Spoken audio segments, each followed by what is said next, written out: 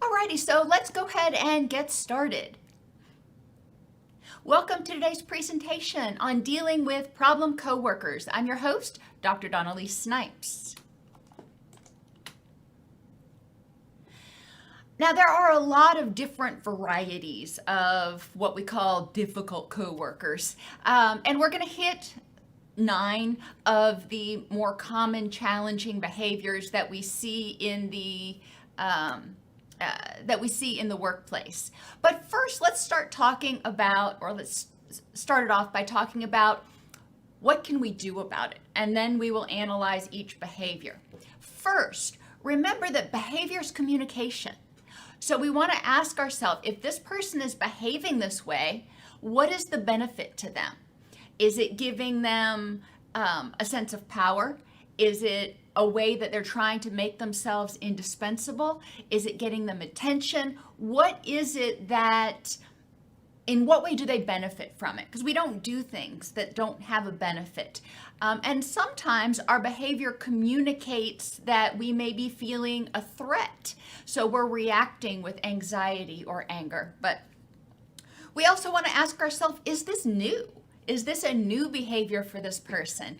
You may have been working with somebody for 15 years and all of a sudden they start developing some challenging behaviors. They may be more nitpicky. They may seem to be, shirking their work and not doing their fair share. And if it's new, you want to ask yourself, I wonder what triggered that.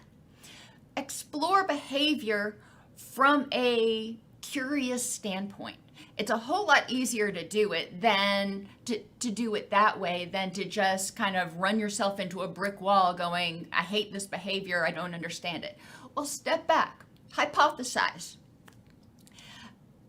Express empathy and compassion.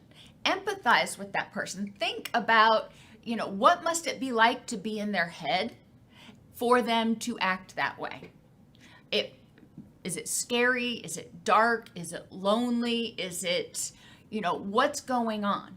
Now, sometimes you might recognize some of your coworkers' behaviors or even some of your own behaviors as that inner child coming out. And if we have a wounded inner child, which a lot of people do, that hasn't gotten to the point where it feels secure, where there are still issues with that negative inner voice, that constant criticism, feelings of fear, of rejection or abandonment, then that person may react from that child's point of view. So they may react in a very primitive or childlike way, throwing a tantrum, being a bully, instead of handling it with their grown-up skills. Empathy and compassion can go a long way, because when we empathize with somebody, when we think, how dark is it in their head? It's harder to stay angry with them and easier to have pity. And that at least changes our emotional tune. People act and react based on prior experiences and their current schema. Remember, schema is a shortcut that our brain uses to help anticipate what's going to happen. We have schema for stoplights. We know based on the schema that if the light is yellow, then it is quickly going to turn red. If it turns green, that kind of throws us for a loop. So our schema help us predict the world. Unfortunately, a lot of us have schema that are outdated. It's schema that was accurate a year ago, 5 years ago, 10 years ago. But in this situation, in this context, at this point in time, it's not 100% accurate. So somebody may be reacting based on outdated schema. And it's not your place, it's not your job to help them, fix their schema or adjust their schema. But it is important to understand they may be reacting because in the past, when they've been in similar situations, they were they felt threatened, they felt anxious about something. We often recreate our family of origin at work. And whether you like it or not, a lot of times that's what happens. And if you sit back and you think about your family of origin and you think about the people you work with, are there similarities in how you act and react to people based on the way you acted and reacted to different people in your family of origin? It's human. It's part of those schema. If we are reminded of somebody, if somebody reminds you of your Aunt Betty and you really loved your Aunt Betty, then you may really get along with this person. You may feel, some sort of a kismet with them from jump because they remind you of your Aunt Betty. Likewise, if you didn't get along with Aunt Betty, as soon as you see somebody that reminds you of her, you may have an instant dislike or an instant frustration because those feelings you have towards Aunt Betty are coming out towards this person. So we do want to recognize projection. We also want to recognize it works in reverse. We may remind them of somebody from their past, and sometimes their reaction to us is based on that projection and based on their feelings about that person in the past and not about us. They're just having difficulty separating it. That can help us deal with how we feel. It doesn't necessarily mean those interactions are going to get much easier, but if we can recognize that it's not about us, then it can be a little bit easier to take a deep breath and not personalize. They may not be aware of their behavior or its impact on you. It's really important to remember some people grew up in very toxic environments where it was common within the family, within their, relatives, within their friends to be negative, gossipy, undermining, jealous, competitive, all the things we're fixing to talk about. So the person may think that that is perfectly standard behavior, and they may not realize how it impacts other people who aren't used to that. You can sometimes assertively state your boundaries, objectively identify what's going on, and use I statements. All of that goes with assertiveness. If somebody is gossiping, for example, saying something like, when I'm in the break room and I hear you talking about, all the stuff that's going on in Sally's life, it makes me very uncomfortable. So when I hear it, this is how it impacts me. Now they can choose what to do about that. If you say, when I hear you gossiping, it makes me very uncomfortable, that's not objective. That somebody may not recognize what they're doing as gossip. So it's important to identify that behavior if you're going to have this discussion. Roll with resistance. Don't get baited. Sometimes people will ask you these leading questions because they want to get information that they can use against you. Sorry, it's the way it is. So be aware of people's what they may do, their tendencies, but also make sure that you are putting your best foot forward and kind of jumping down to model the behavior you want to see, and think before you speak. Is it truthful, helpful, inspirational, necessary, and kind? Sometimes it's better to say nothing. Sometimes it's possible to say something positive, sort of one of those halfway things, embracing the dialectics, if you will. But do be aware that anything you say, can be used against you. Model the behavior you want to see. If you don't want to see gossiping, don't gossip. If it frustrates you when people are hostile and negative and pessimistic and complaining all the time, well, pay attention to when you may be doing that, because it's important. We all get into a funk occasionally and we may want to complain, but it's important to be aware of our behaviors as well as recognize, what do you want someone to do? I mean, there are going to be times when you or your coworkers disagree with something that's going on. And that's, perfectly legitimate. The question is, what do you do after you complain? If you state the problem, okay, now, and my old boss used to have a rule: if you're going to come to me with a problem, you need to come to me with a solution.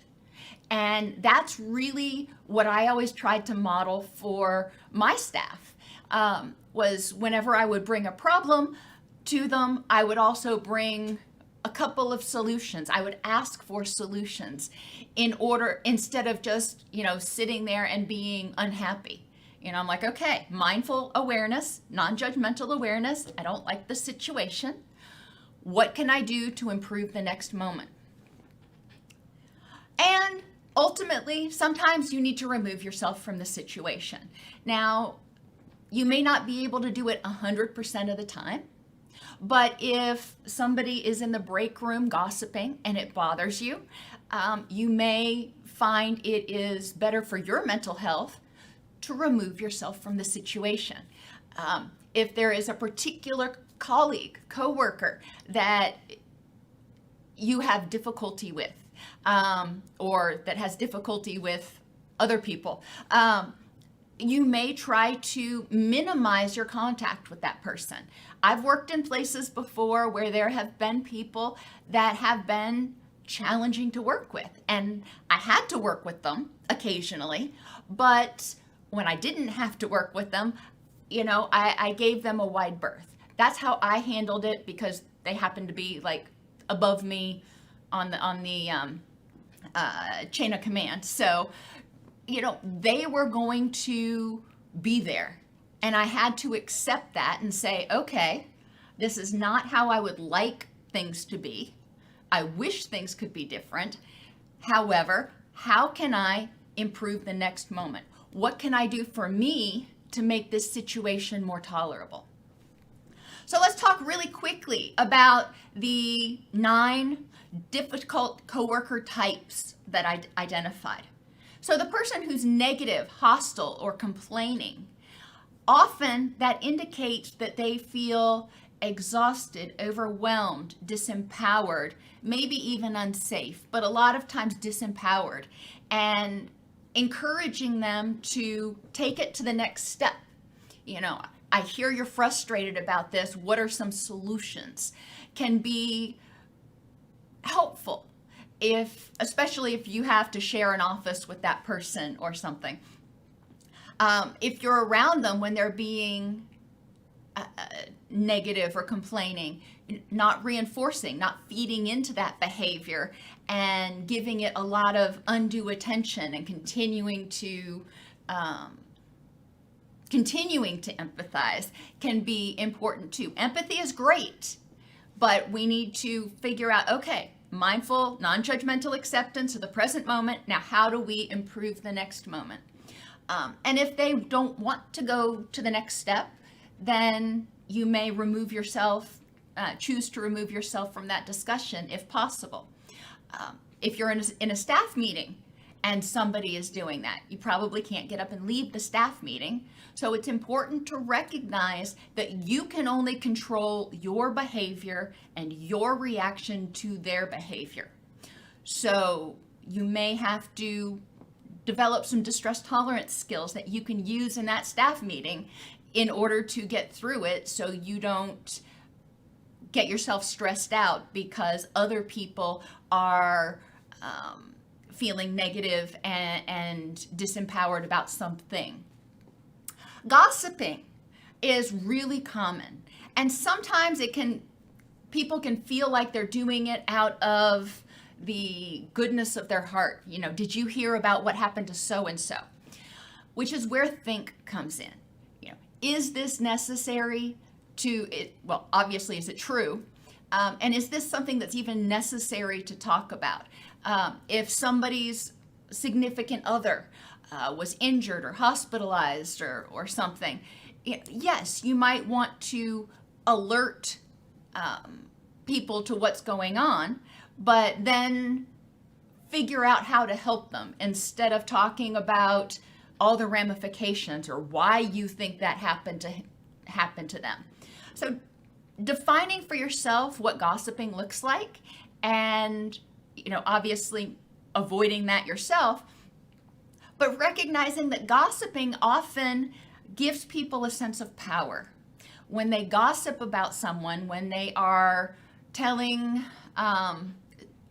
their dirty little secrets or whatever, gossip is usually not nice.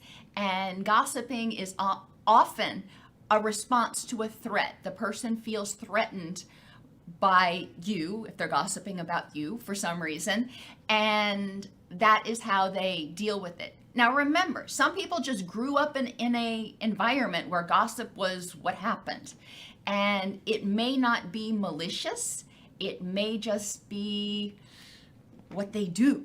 And not saying that it's right, but it's important in my mind when I'm trying to deal with something like that to differentiate, because I feel less frustrated when it's not intentionally malicious than I do when somebody's gossiping intentionally to either undermine me or be a bully or whatever. So jealousy is one of those reasons that people may try to undermine you. They may try to gossip about you. They also may try to gossip or try to undermine you if they're overly competitive. I remember when I used to work in community behavioral health, once a month, all of the departments would get together and we would have to share our stats on our dashboards. And that was something of a competitive sort of thing. And sometimes departments that weren't doing so well would make a point of directing the conversation to what other people failed to do instead of what they failed to do. So it's important to recognize, why those behaviors are coming out, and in those cases, they weren't taking ownership because they didn't meet their goals. The bullies are often, not always, are often either feeling threatened by you, or again, it's how they have always been.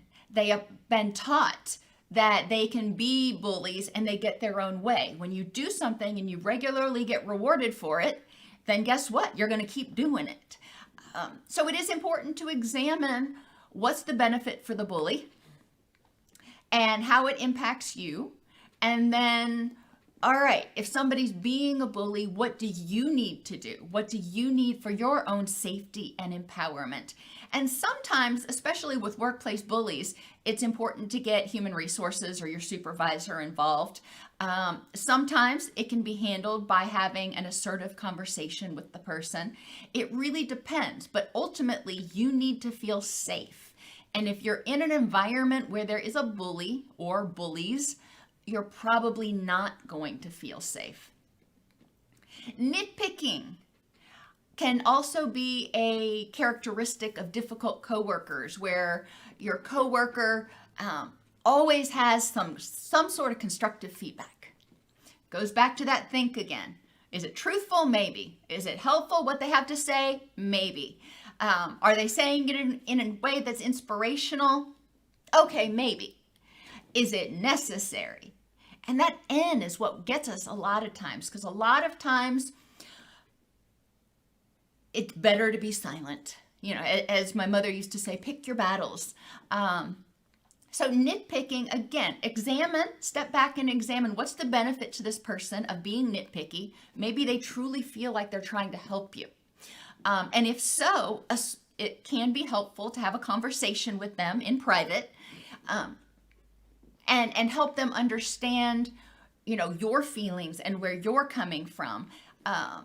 And what would be more helpful, instead of them giving you, constant or semi-constant nitpicky feedback, maybe identifying the things that they could work on, and then you can have a meeting once a week.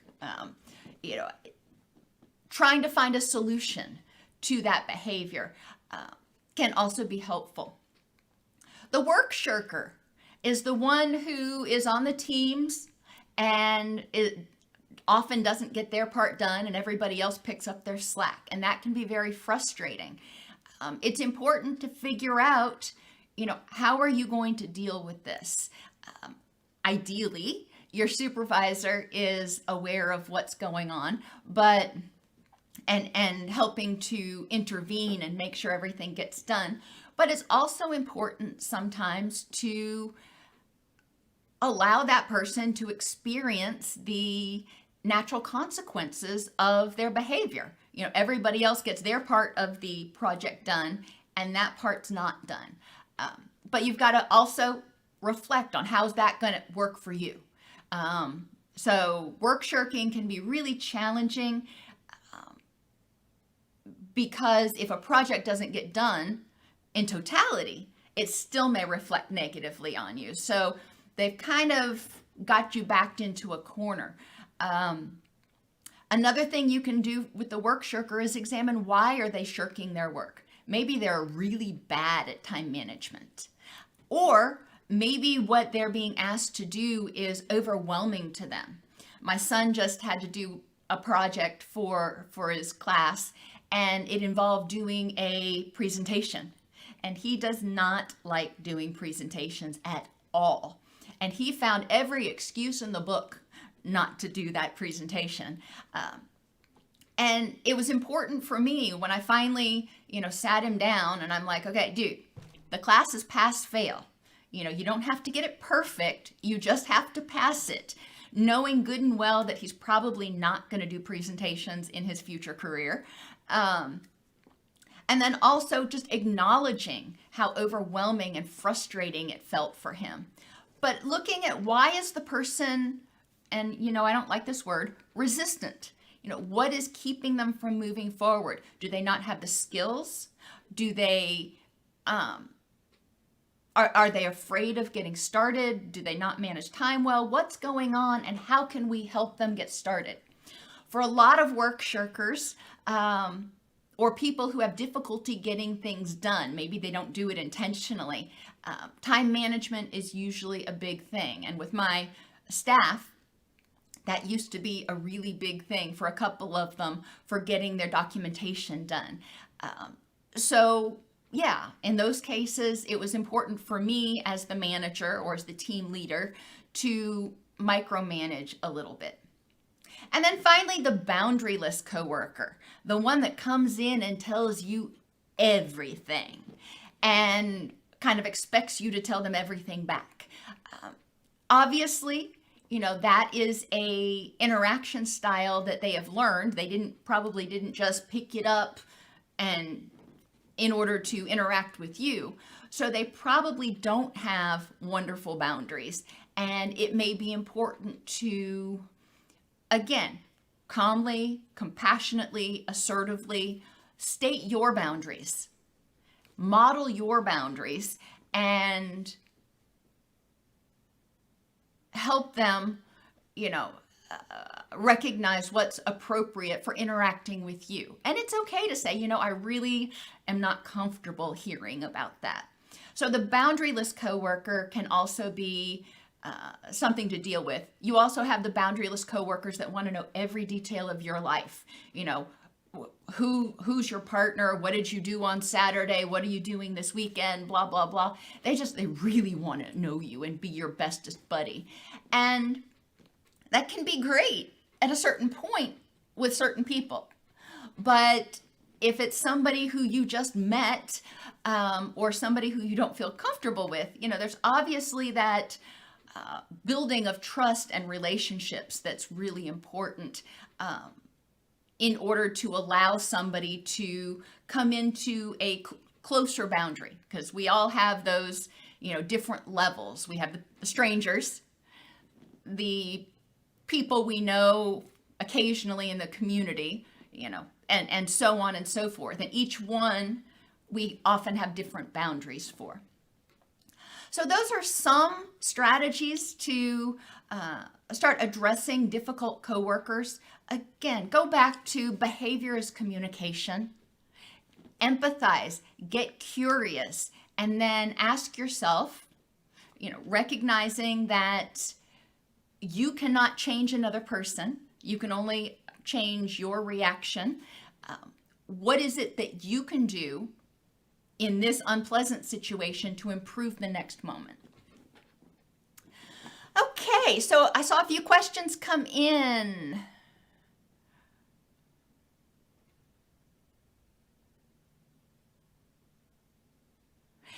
And workplace situations can change. For example, when you have an audit coming in or something that used to be big for us in behavioral health, tensions would go really high and people's behaviors would change. And they may start becoming, exhibiting behaviors that they don't usually exhibit. You want to examine triggers in the workplace and see if there's something that's going on, but also recognizing that the problems people have in the workplace are probably the same problems they have in the larger community. And let that give you a little bit of insight, empathy, compassion. Hello, Janine, and welcome to Silver. We're glad to have you as a member. Thank you, Lisa.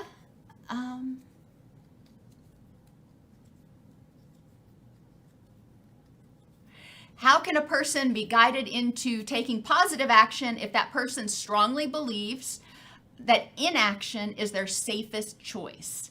We can't control other people, unfortunately. But what you are recognizing is one of the characteristics of pre-contemplation. People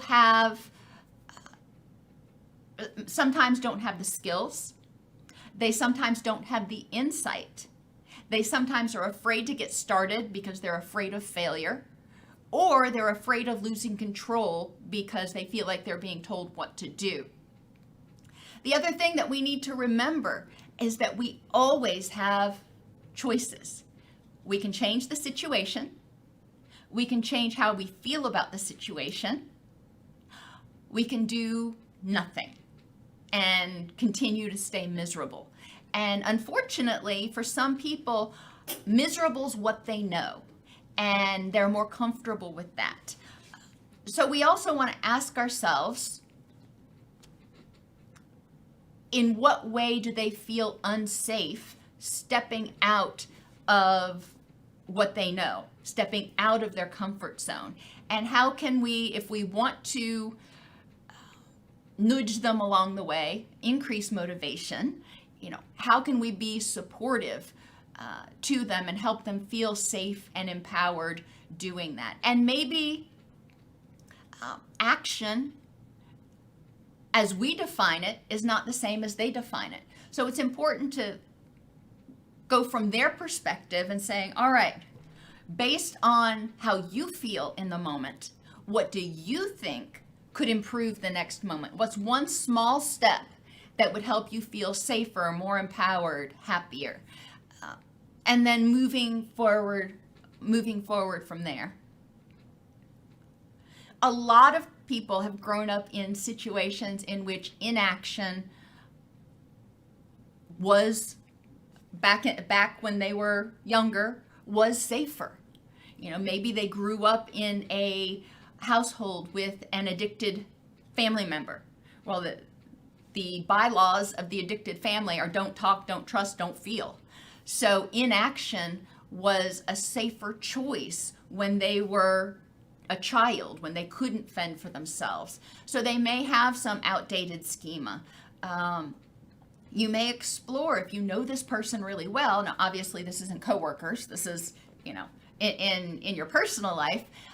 If you know this person really well, you may kind of think to yourself, in what ways was it unsafe for them to be proactive or to be empowered in the past? And how is it different now? And help them start seeing how they're more empowered and able to make changes. But a lot of it is really going to be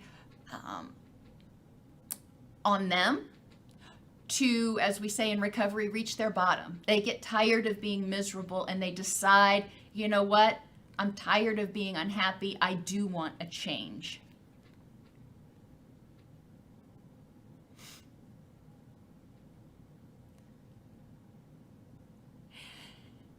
And unfortunately, Christine, you're right. In a lot of workplaces, not all by any means, but in a lot of workplaces, things can be very competitive and people are out for themselves. Thankfully, in behavioral health, that doesn't seem to be nearly as prominent, but in retail, in finance, in a lot of different things where people have accounts, where people make it or break it based on what they do, there is a lot of competition, and it can be, unless it's managed well, it can be a very hyper-competitive, dysfunctional environment.